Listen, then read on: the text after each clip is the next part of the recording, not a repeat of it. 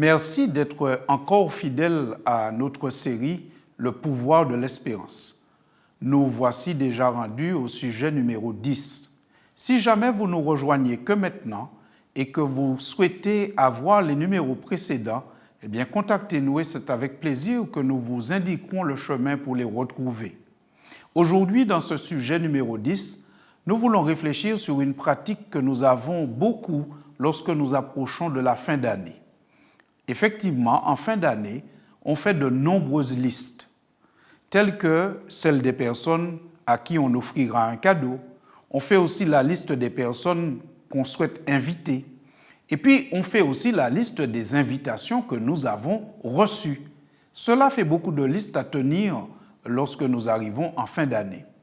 Mais il y a une chose qu'il ne faut pas oublier. N'oublions pas de mettre le nom de Jésus sur toutes ces listes. Toutes ces listes que nous avons mentionnées plus haut, eh bien, n'oubliez pas de donner à Jésus une place sur toutes ces listes. La liste des personnes que nous allons inviter, la liste des personnes à qui nous voulons offrir un cadeau et aussi la liste des invitations que nous avons reçues. Car vous savez, on gagne toujours à inviter Jésus.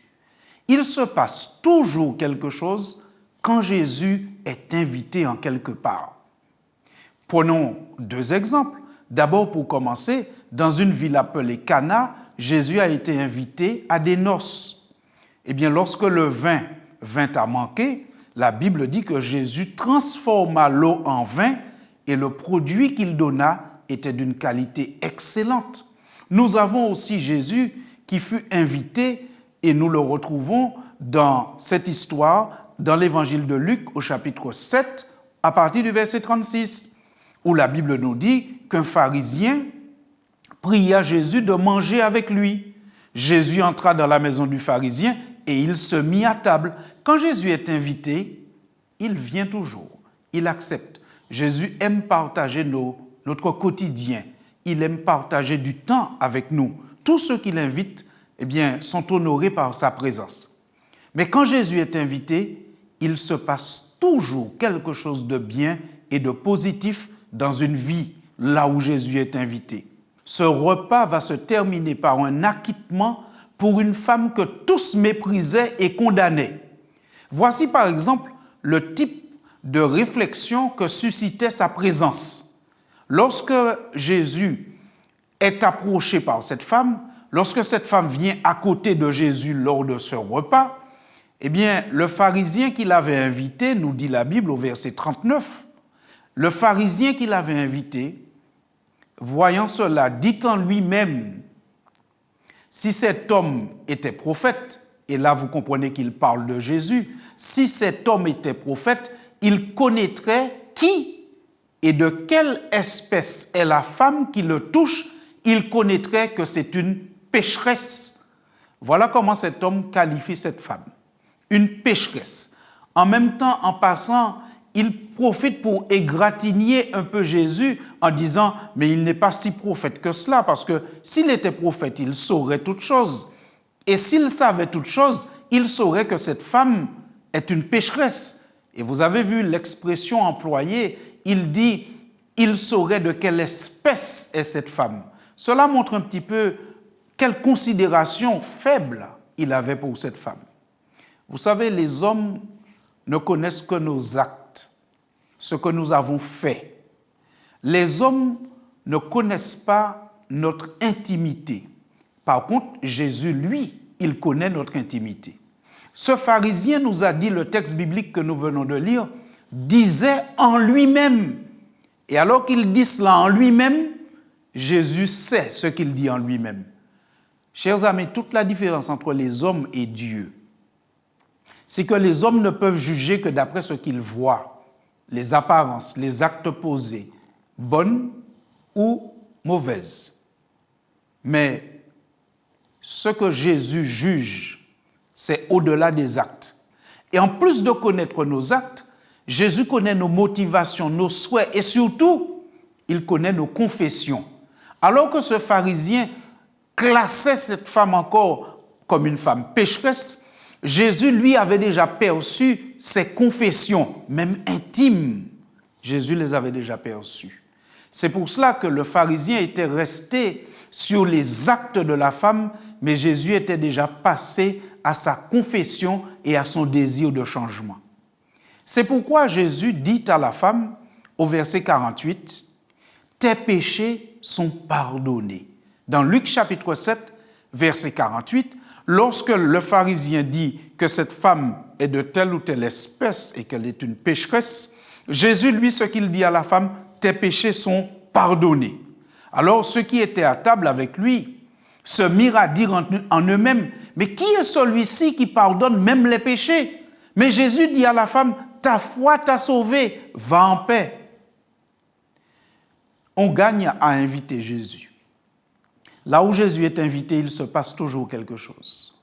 Alors que le pharisien la voit toujours comme une espèce rare de pécheresse, Jésus la voit comme une femme pardonnée, graciée et acquittée. Il se passe toujours quelque chose de génial là où Jésus est invité. On gagne à inviter Jésus dans sa vie. En fait, il faudrait avoir Jésus en soi et avec soi en permanence. D'ailleurs, c'est ce qu'il demande. Sa rencontre avec Zachée en témoigne. Zachée, un homme, lui aussi pas très apprécié de son temps et de ses contemporains.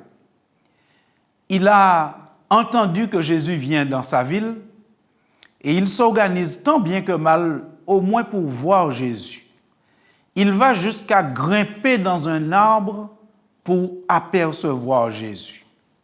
Mais lorsque Jésus arrive à son niveau, lorsque Jésus arrive près de lui, nous trouvons ce récit dans Luc chapitre 19, à partir du verset 5. Lorsque Jésus arrive près de lui, eh bien, Jésus lève les yeux, normal, puisque Zachée est monté dans un arbre pour voir Jésus. Zachée était de petite taille. Et non seulement il était de petite taille, mais étant de mauvaise réputation, les villageois ne lui facilitaient pas la tâche pour qu'il voie Jésus.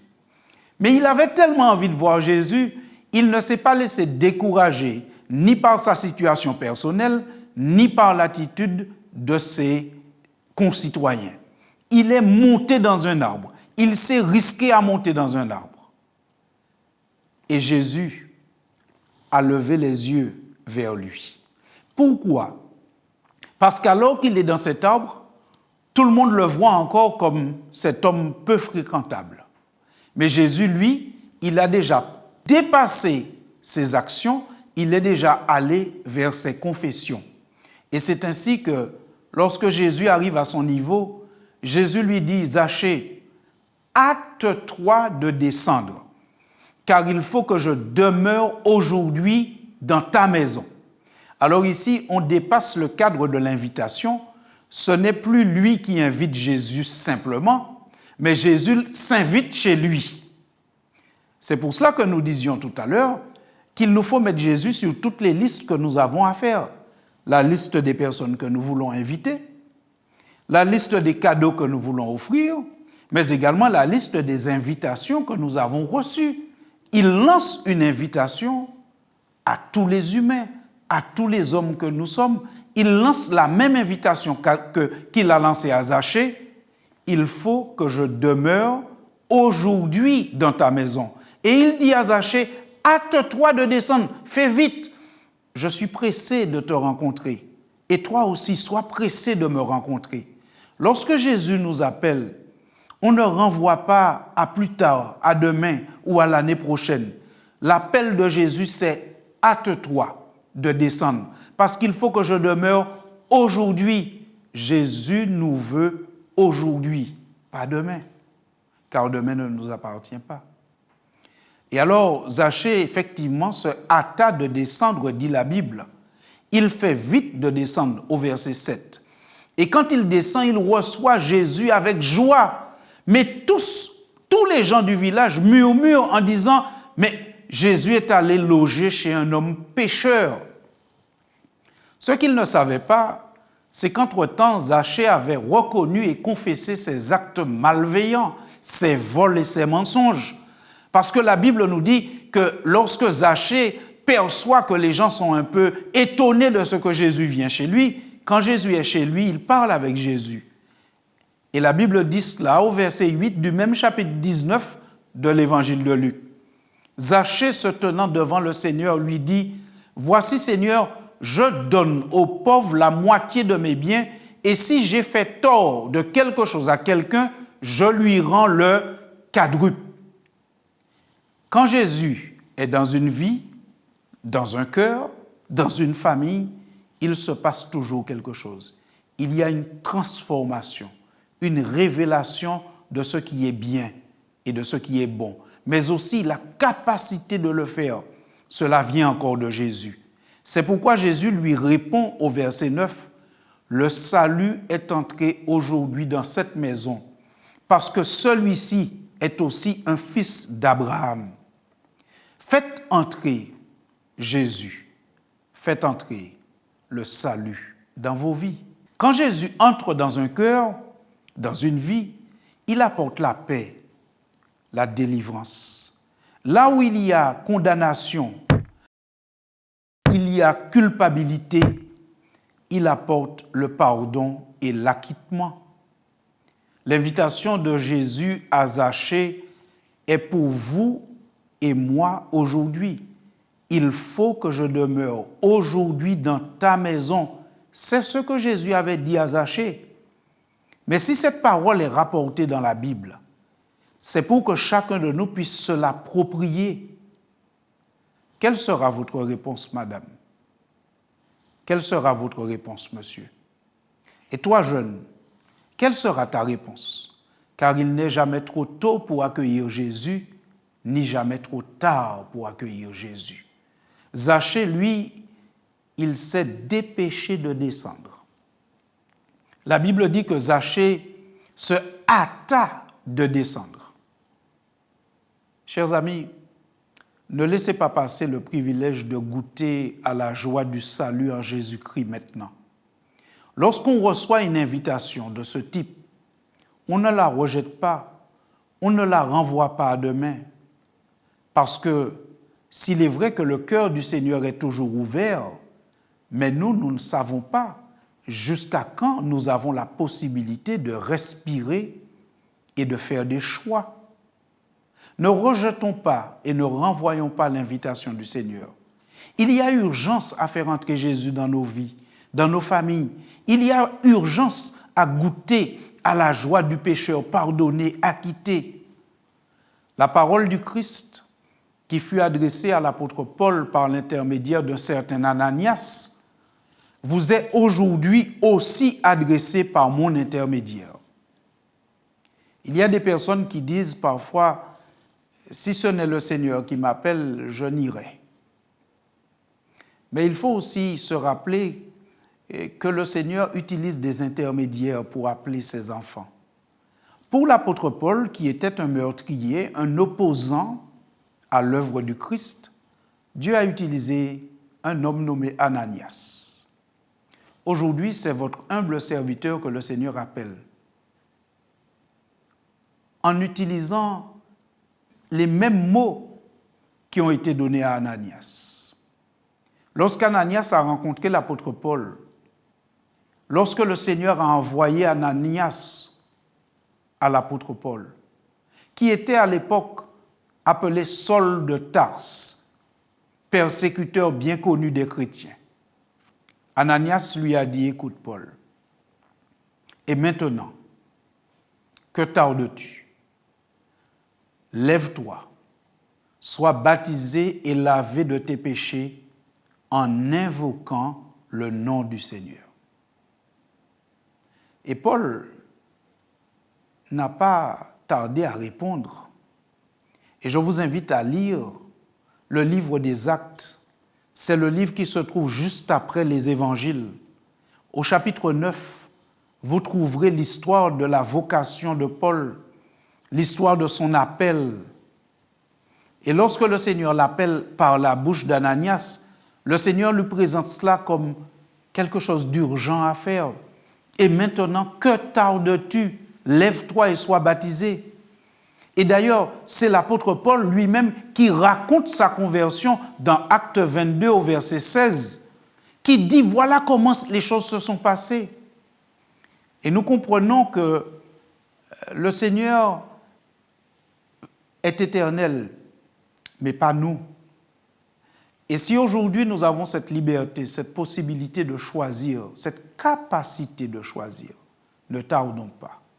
Chers amis, comme Paul, comme Ananias, comme cette femme qui était invitée chez ce pharisien, nous avons tous la possibilité aujourd'hui de laisser Jésus entrer dans nos vies et de goûter à ce changement qu'il propose, de goûter à cette assurance, à cette joie de se savoir pardonné et de se savoir un candidat validé pour la vie éternelle. Pour cela, comme tous les autres qui nous ont précédés, qui ont reçu l'appel du Seigneur, eh bien, nous avons à accepter le Seigneur et nous avons à témoigner de notre acceptation, comme Paul, comme les autres. Parce que, rappelez-vous, Ananias disait à Paul, « Tu reconnais maintenant ton erreur ?» Je paraphrase. Eh bien maintenant, que tardes-tu? Sois baptisé et lavé de tes péchés en invoquant le nom du Seigneur. Le baptême dans la vie d'un chrétien n'est pas une option. Le baptême dans la vie d'un chrétien marque notre acceptation, notre reconnaissance de notre propre situation. Celui qui se baptise, c'est celui qui dit à Dieu, « Sans toi, je ne peux rien faire. Mais j'accepte l'œuvre que tu as accomplie sur la croix du Calvaire, en mourant de cette manière, en étant ressuscité. » Eh bien, en passant par les eaux du baptême, nous suivons en quelque part un chemin d'identification à Christ, où nous disons « Je t'accepte comme Sauveur et Seigneur » et je n'ai pas honte de le dire et de le proclamer au monde. Chers amis, le Seigneur invite, le Seigneur appelle aujourd'hui. Répondez-lui aujourd'hui, car aujourd'hui, c'est le jour où le Seigneur nous demande et nous offre ce salut. Acceptons cette grâce qui nous est donnée. Prions dans ce sens.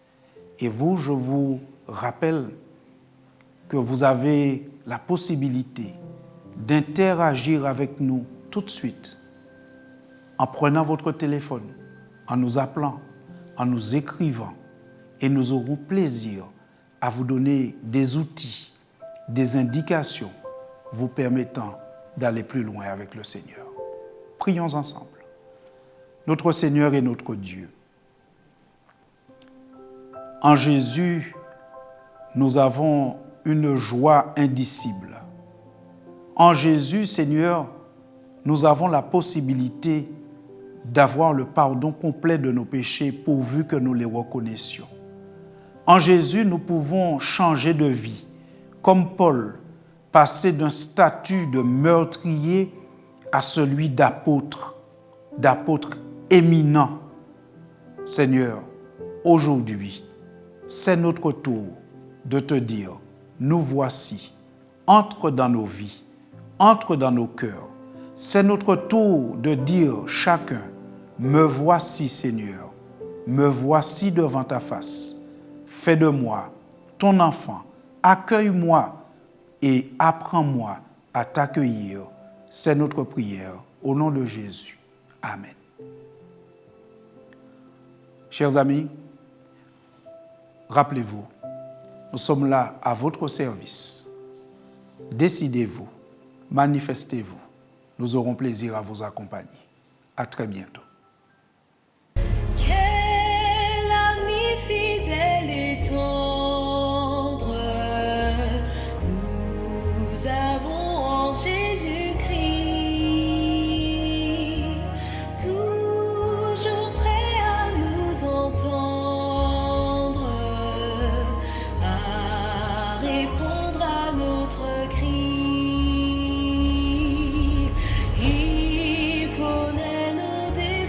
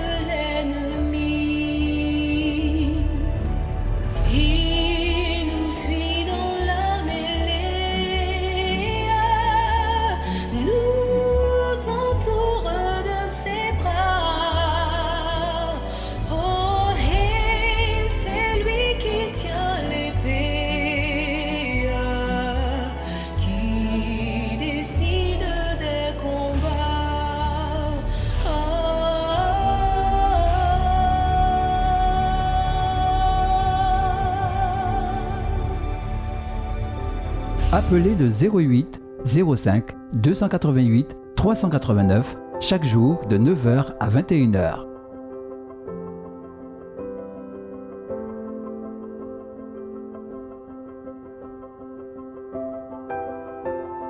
Pour recevoir notre littérature gratuite, retrouvez le pouvoir de l'espérance chaque jour du 13 au 27 décembre. sur cette antenne, à la même heure.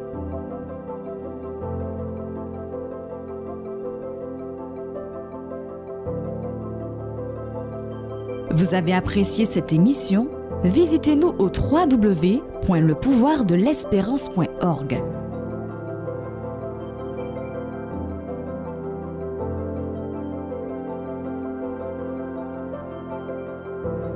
Pour recevoir notre littérature gratuite, Retrouvez le pouvoir de l'espérance chaque jour du 13 au 27 décembre. sur cette antenne, à la même heure.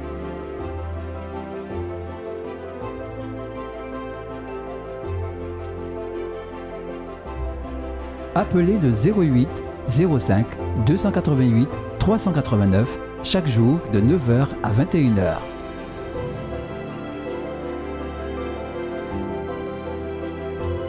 Pour avoir une info, Voir le replay, exprimer un besoin, une prière, visitez-nous au www.lepouvoirdelespérance.org. Merci de votre écoute. À demain.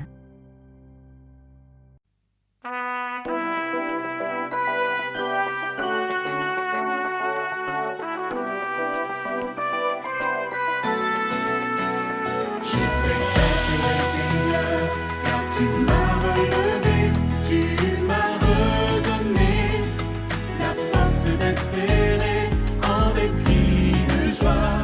Tu as changé mes pleurs, tu m'as redonné la foi, tu as dissipé mes peurs. Je te glorifierai, je te chanterai, je te célébrerai tant que je vivrai. Tu m'as donné tous ces croix en des jours meilleurs. Oui, tu as mis en moi le pouvoir de l'espérance. Je te glorifierai, je te chanterai, je te célébrerai tant que je vivrai. Tu m'as donné tous ces croix en des jours meilleurs. Oui, tu as mis en moi le pouvoir de l'espérance. Le pouvoir de l'espérance. Le pouvoir de l'espérance.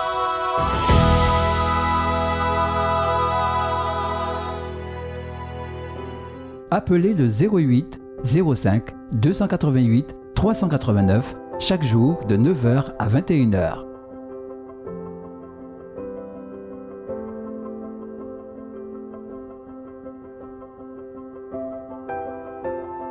Pour recevoir notre littérature gratuite, Retrouvez le pouvoir de l'espérance chaque jour du 13 au 27 décembre. sur cette antenne, à la même heure.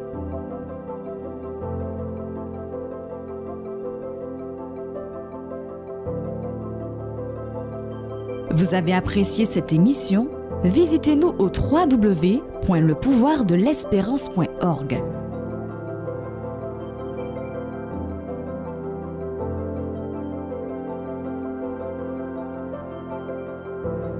Pour recevoir notre littérature gratuite, Retrouvez le pouvoir de l'espérance chaque jour du 13 au 27 décembre. sur cette antenne, à la même heure.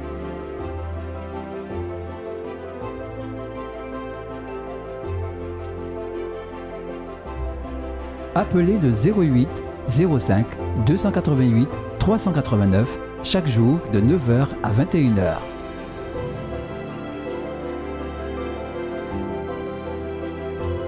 Pour avoir une info, Voir le replay, exprimer un besoin, une prière, visitez-nous au www.lepouvoirdelespérance.org. Merci de votre écoute. À demain. Dissiper mes